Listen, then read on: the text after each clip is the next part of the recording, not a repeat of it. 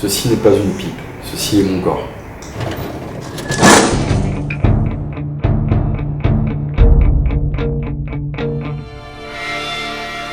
Moi je m'appelle Sébastien Sirier, alias Seb et les Vapes, sur YouTube, sur différents forums, mais j'ai un autre pseudo. Et donc à mes heures perdues, j'ai une passion qui est la cigarette électronique depuis un petit moment maintenant. Et je fais des vidéos, ce qu'on appelle des revues. En fait, je teste du matériel et j'essaie de donner mon avis de manière objective pour les gens qui veulent démarrer dans la cigarette électronique. J'ai commencé à fumer bien trop jeune, j'ai commencé à 10 ans en fait. Ma famille, ma mère fumait depuis très longtemps, donc il y a des cigarettes qui traînaient à la maison. Et j'ai toujours été plus ou moins attiré. Bon, par mimétisme, hein, ma mère fumait, je voulais essayer un jour et puis elle est partie. Elle avait laissé ses cigarettes. J'ai testé une cigarette et je suis tombé dedans et j'avais 10 ans.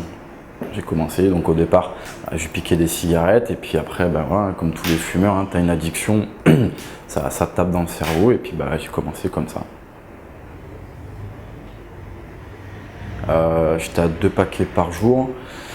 J'étais en panique. Quand j'attaquais mon dernier paquet, il fallait absolument que je trouve un bureau de tabac. Je fumais clope sur clope. C'était vraiment pas bien physiquement aussi. J'avais été blessé dans mon travail, donc j'avais été bloqué chez moi suite à une opération. Je sentais vraiment que là, physiquement ça allait pas. Je toussais le matin, les poumons qui brûlaient, etc., etc. J'avais fait beaucoup de sport, mais j'ai senti que j'avais vraiment une baisse. Donc j'étais à un stade, à mon avis, où il était temps vraiment que je m'inquiète pour ma santé, ouais, je pense. J'ai découvert la cigarette électronique sur mon lieu de travail. J'ai un pote qui est venu à l'époque avec je sais même plus le nom, c'est les atos coniques avec des tresses à l'intérieur, enfin c'était juste horrible. Et donc au départ, comme les gens un peu maintenant, je me suis moqué de lui. Et il m'a dit, mais teste-le, tu verras, teste-le. J'étais à 2 paquets par jour, donc je travaillais la nuit. Et pour le fun, j'ai pris son truc, j'ai essayé. Et je me suis rendu compte en fait dans la nuit que j'ai dû fumer 3-4 cigarettes. Donc j'ai dit tiens, il y a un truc, j'avais pas spécialement envie d'arrêter de fumer, mais je me dis si sans y penser ça a fonctionné, je dis il y a quelque chose à faire avec ça. Alors j'ai peut-être fait une erreur parce que quand j'ai commencé, j'ai voulu arrêter de suite en fait. Donc j'ai vraiment arrêté tout de suite la cigarette traditionnelle. J'étais sur du 18 mg, donc ça me calmait, mais j'avais un certain manque, mais j'ai tenu quand même. Donc j'ai arrêté tout de suite rapidement. Mais j'ai repris quand même de temps en temps une cigarette parce que je voulais voir si vraiment je sentais une différence, vu que j'étais passé à la vape réellement. Je voulais voir si je sentais une différence. Donc dans la durée, voilà, sur les mois qu'on suivit, de temps en temps je reprenais une clope pour voir le goût du tabac, concrètement, la différence qu'il y avait en termes de goût, et pour voir si effectivement j'avais un manque, si c'était bon ou pas bon. Et je me suis rendu compte que bizarrement le goût du tabac, je parle vraiment juste le goût du tabac était bon dans la cigarette traditionnelle, mais effectivement là je sentais qu'il y avait d'autres trucs en plus, et au bout de la moitié de la clope, c'était pas bon. Donc j'ai arrêté tout de suite, mais pendant quelques temps, voilà, de temps en temps je reprenais une clope pour vérifier mon évolution à moi dans la cigarette électronique. Dès le départ, c'était les poumons. Le matin, j'avais toujours, quand je respirais à fond, j'avais une gêne et ça me piquait, ça me brûlait en bas des poumons. Donc ça, très rapidement, au bout d'une semaine à peu près, le matin, j'arrivais à respirer vraiment profondément sans avoir de douleur. Donc ça, c'était la première évolution. Ensuite, j'ai eu le goût et l'odorat qui sont revenus. J'étais avec mon épouse en train de cuisiner. Je lui ai dit, mais ça pue, il y a un truc qui pue. Et elle me dit, mais c'est l'oignon. J'ai envie de faire cuire des oignons. Elle me dit, c'est l'oignon. Je dis, ça n'a pas cette odeur. Elle me dit, si. Et je lui dis, mais non, ça va. Elle me dit, si, mais elle me dit, Seb, t'as arrêté de fumer. J'ai dit, ouais, donc c'est vrai que là, c'est là, cette période-là où j'ai recommencé un peu à sentir les choses, goûter les choses. Donc ça, c'est la deuxième évolution. Et la dernière évolution, c'est la santé d'une manière générale, on va dire. Comme je disais tout à l'heure, j'avais été blessé, donc j'avais été vraiment amoindri physiquement, sportivement parlant. Et là, j'ai pu recommencer à courir, aller en salle de musculation, à faire un peu de judo, etc. sans avoir cette sensation vraiment d'épuisement rapide, de brûlure au niveau des poumons. Ma femme n'est pas du tout fumeuse, n'est pas du tout dans la cigarette électronique. Et c'est vrai que ça la gonflait de sentir les odeurs de clope. Je fumais pas chez moi, mais sur les habits, dans la bagnole, etc. Donc ma femme, elle m'encourageait, me disait, elle connaît pas, mais elle me disait, écoute, si ça marche, vas-y, fonce. Et mon entourage me prenait un peu pour un fou. Jusqu'à que je sois vraiment dans la cigarette électronique grâce à mes revues. Et là, j'ai commencé, mes parents par exemple, mes parents c'est pour moi une grande victoire, enfin ma mère et mon beau-père, c'est une grande victoire parce qu'ils fument depuis je sais pas combien d'années, ils voulaient pas du tout arrêter et là quand j'ai commencé à leur faire toucher du doigt, ils se sont rendus compte que c'était pas un gadget, c'était pas une lubie, c'était pas un effet de mode, il y avait vraiment quelque chose. Donc au départ, bizarre, et puis au final, j'ai pris le temps de dire mais viens voir ce que c'est. Et ça a fonctionné. Donc au départ extraterrestre, et là maintenant, du coup, il passe par moi, il me pose des questions par rapport au matériel, au juice, etc. Quand j'ai commencé la cigarette électronique, je suis allé dans un shop qui est à côté de chez moi, à Béziers. C'était à l'époque où il y avait encore les Cisco, les trucs comme ça, il y en avait encore qui traînaient, mais les cartos commençaient à arriver. Donc j'ai acheté ma première cigarette électronique suite donc à mon pote qui m'a fait goûter. Et bien sûr, comme tout débutant, plein de questions. Et le gars m'a dit, écoute Seb, hésite pas, contacte-moi si tu as la moindre question. Et en fait, je l'ai harcelé. Pendant un mois, tous les jours, je l'ai appelé 3-4 fois par jour, des mails pour des conneries que rencontrent les débutants. Je l'ai mis, ça clignote, est-ce que c'est normal et tout. Il me disait oui. Et je me suis dit, j'ai réussi parce que ce gars m'a tenu par la main et m'a montré la voie en fait. Il m'a aidé vraiment de A à Z.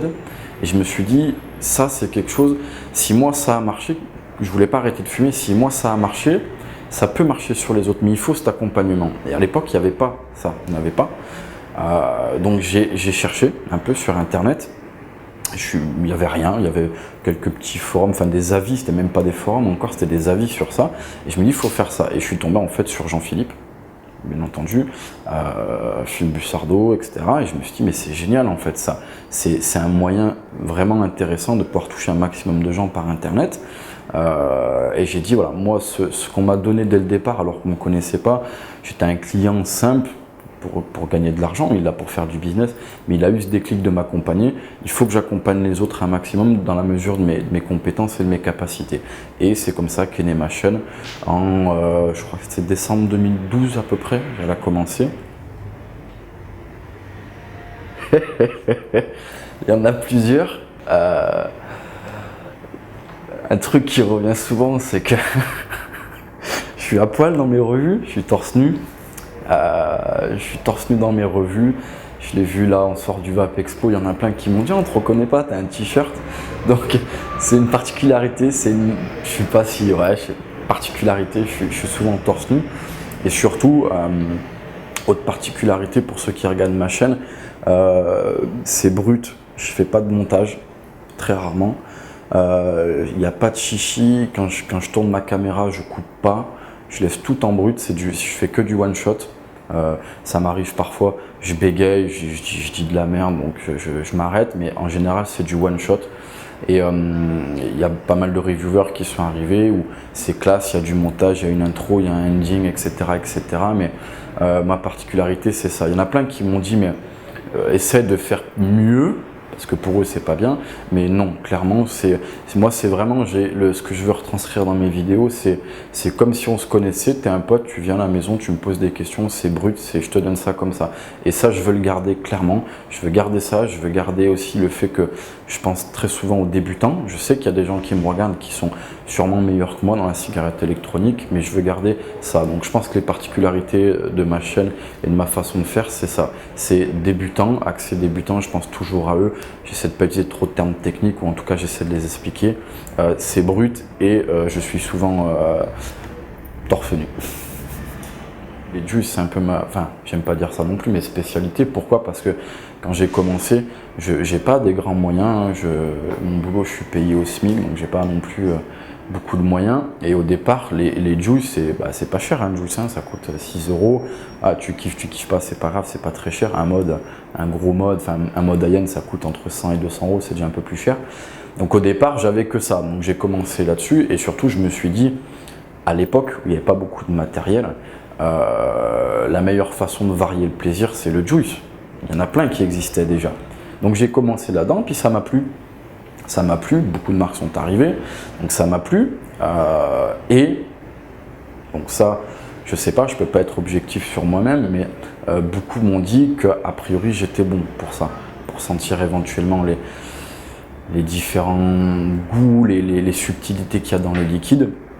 Donc j'ai dit bah ok c'est cool, je vais continuer. Et donc ouais c'est une particularité, je veux pas lâcher. Il y a une polémique, enfin une polémique non, c'est un avis. Beaucoup disent je regarde pas les revues de Juice parce que chacun a ses goûts et ses couleurs. On me l'a dit plusieurs fois, donc j'ai un peu modifié ma façon de faire. C'est-à-dire que je donne mon avis, maintenant les gens connaissent ma vape, mais j'essaye de parler d'un liquide, que je l'apprécie ou que je l'apprécie pas. J'essaie de définir un liquide avec des mots que tout le monde comprend. C'est-à-dire que, je m'explique, moi je suis à fond dans les menthes, imagine toi tu es à fond dans le tabac, on n'est pas du tout dans la même vape, mais j'essaie de te donner, si je te parle de sucré, que tu es la même vape que moi ou pas, si je te dis c'est un liquide qui est sucré, ça te parle. Si je te dis c'est un liquide qui n'est pas sucré, ça te parle. Donc sucre, sucré, pas sucré, acide, amer, lourd, léger. Donc c'est des choses qui parlent à tout le monde. Donc je tends de plus en plus depuis un moment à parler des juices comme ça. Je donne mon avis, ce que je ressens et j'essaie de donner des grandes lignes pour que les gens puissent s'identifier à ça et que ça leur parle. Même s'ils n'ont pas les mêmes goûts que moi, j'essaie de faire ça pour que ça leur parle. Des trucs communs à tout le monde en fait. Alors j'ai une petite particularité, c'est que j'ai tout le temps chaud. Là tu vois il fait pas très chaud et je suis torse nu et encore là, j'ai un truc assez léger et ça serait que de moi je l'enlèverais. Donc je viens de la Haute-Loire, donc il faisait très froid chez nous, donc pour moi il fait chaud. Donc je suis quelqu'un dans ma vie de tous les jours, j'ai très souvent chaud, je transpire beaucoup. J'habite dans le sud, il fait toujours très chaud. Là je vais repartir, il doit faire au moins 25 chez moi. Et la pièce où je suis en fait, est une pièce qui sert à plusieurs choses, du repassage par exemple. C'est pour ça qu'il y a du linge un petit peu derrière et la machine à laver. C'est un bureau pour mon épouse, elle fait un peu de couture, elle travaille dans ce bureau-là. Et c'est un bureau, à la base c'était pas un bureau, c'était pas pensé pour, donc je manque de ventilation, je manque de chauffage, je manque de clim. Donc quand on me regarde, l'été je suis torse nu et l'hiver souvent j'ai des cols roulés avec des pulls à capuche et donc c'est pour ça. Et aussi j'ai vu qu'il y en a beaucoup, quelques-uns ça les dérangeait un petit peu. Chez moi dans le sud très souvent on voit des filles qui sont en maillot de bain, des mecs torse nu, donc chez nous c'est pas quelque chose qui choque en soi quelqu'un qui est torse nu. Donc voilà pourquoi très souvent je suis torse nu. C'est une particularité de là où je suis, j'habite à Agde, il y a le Cap d'Agde, quartier naturiste, donc beaucoup me disent ah tu dois être de là-bas, mais non, c'est pas pour ça, je suis pas du tout naturiste. J'ai pas de problème avec la nudité, mais je suis pas non plus naturiste. Ça devient compliqué parce que j'ai quand même pas mal d'abonnés, j'ai des contacts avec des shops, etc. Ça me prend beaucoup de temps, je passe beaucoup de mon temps libre à ça. À côté de ça, j'ai quand même une famille, j'ai 2 enfants, j'ai un travail à côté. Donc c'est vrai que je pense que là, je suis presque à la limite de mes capacités de pouvoir enchaîner les deux. Donc l'avenir dans la vape, j'aimerais bien, pourquoi pas, travailler dans la vape, mais je réfléchis parce que je veux pas mélanger ce que je fais là, mes revues, et le côté professionnel. Je l'ai toujours dit dans mes revues, j'appartiens à personne. On est potes avec des marques, mais c'est pas parce que c'est un pote que je vais te dire toujours du bien de lui. Je suis toujours resté indépendant et quand j'ai à dire c'est de la merde ou j'apprécie pas ou tu me fais chier, je le dis clairement. Donc je veux vraiment garder cette indépendance et ce côté, voilà, je te dis ce que je pense clairement.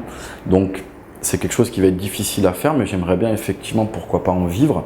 Et ce qui me permettrait d'être immergé complètement là-dedans et de pouvoir encore apporter plus de choses à mes abonnés ou aux gens que ça intéresse. Donc mon futur, je ne cherche pas spécialement, c'est pas tous les jours je me lève, je dis il faut que je trouve un truc à faire, mais si l'opportunité se présente et pour moi est en accord avec ce que je veux faire, pourquoi pas. Si c'est pas possible, je continuerai à avoir un travail à côté, je continuerai à faire mes revues. Après, il y a pas mal de choses que les gens voient pas, j'en parle des fois sur mes revues. Je travaille sur des projets en off où on me pose des questions, on me demande de participer parce que j'ai une vision, j'essaye d'avoir une vision d'ensemble un peu de la vape. Donc il y a des projets qui sont en cours où j'aide, je donne un coup de main. Je ne suis pas payé pour ça ni quoi que ce soit, mais si je peux aider, c'est le principe de ma chaîne. Je suis là pour les abonnés ne me payent pas, je suis juste là pour aider. Donc l'avenir dans un futur proche, c'est ça. Je vais continuer à faire ça tout en train. Et dans un avenir assez lointain, si je peux en vivre un petit peu et m'immerger complètement, ce sera avec plaisir. Mais il faut que ce soit quelque chose qui soit en accord avec ce que je fais maintenant, en accord avec ce que je veux. Sinon, ça ne se fera pas. on a tous vu qu'il y a vraiment une utilité. Il y a beaucoup de personnes qui réussissent vraiment à arrêter de fumer avec ça. Et on le voit, hein, il y a des shops qui ouvrent de partout. Il y a beaucoup d'emplois qui ont été créés. Donc c'est pas quelque chose qui va s'arrêter. On le voit avec les directives du tabac, on va avoir des problèmes, je pense. Mais à l'heure actuelle, je pense que c'est mort. La cigarette électronique est dans le paysage français, dans le paysage européen, dans le paysage mondial. Et ça s'arrêtera pas. Il y aura des hauts débats, mais ça s'arrêtera pas. Et je pense qu'à terme, je suis peut-être trop optimiste, mais d'ici 10 ans, je pense d'ici 10 ans, la cigarette électronique aura clairement balayé le tabac traditionnel et ce sera l'inverse. Le mec qui va fumer sa clope, il va se cacher parce que c'est lui qui va être bizarre en fait, c'est pas nous. Donc je pense que non, c'est dans 10 ans le tabac est mort grâce à la cigarette électronique. C'est plus un effet de mode, c'est dans le paysage de tout le monde, je pense. C'est un marché que notre État ne maîtrisait pas. Il l'a pas vu arriver non plus, il s'est fait surprendre. Il y a des vides, légalement parlant, il y a des vides en termes de loi, de législation. Donc je pense qu'en fait, on le dit tous, l'argent c'est le nerf de la guerre. Il n'y a pas d'argent qui leur revienne directement dans les poches, donc ça ne plaît pas et c'est normal. On peut pas avoir, on est dans un pays où il y a des taxes, c'est comme ça que notre économie fonctionne. Et l'argent, il n'y en a pas. Et il faut que l'État en prenne. Il y en a beaucoup, j'en entends beaucoup qui disent ouais mais ils veulent nous prendre l'argent, mais c'est normal. Si demain on enlève les taxes, etc., l'économie française elle tombe, c'est pas possible. Donc je pense qu'on va essayer de nous embêter en pointant du doigt des trucs de sécurité, des trucs machin, mais je pense que clairement quand l'État pourra prendre son beurre, voilà, ce sera fini, on sera plus embêté. Je pense clairement que c'est ça. Pour l'État. Matériel et juice, je pense qu'on cherche, c'est-à-dire que on a vu, il y a un petit moment, on voulait du petit matériel. Maintenant, on revient à du gros matériel. On voit du matériel qui est pas beau, mais qui fonctionne bien. On voit du matériel qui est beau. Enfin, on voit de tout. Dans les juices, c'est pareil. On voit des juices US, des juices anglais, on voit des juices allemands. On cherche 100% VG, machin. Donc je pense qu'on cherche réellement. Et c'est quelque chose qui ne s'arrêtera pas parce qu'il y a plein de gens qui ont des idées, mais je pense que dans l'avenir, on aura du plus en plus high-tech en termes de mode, etc. Là, moi j'en ai un qui m'affiche l'heure, la date, etc. Donc je pense qu'il y a une claire évolution là-dedans et on va tendre vers quelque chose de plus qualitatif, de plus sécuritaire.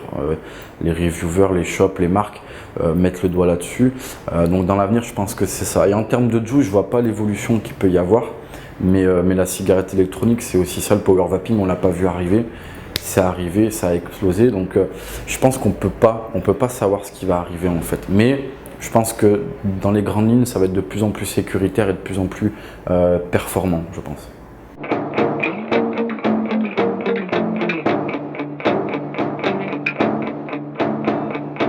Et sur ce, je vous souhaite une bonne soirée et une bonne vape.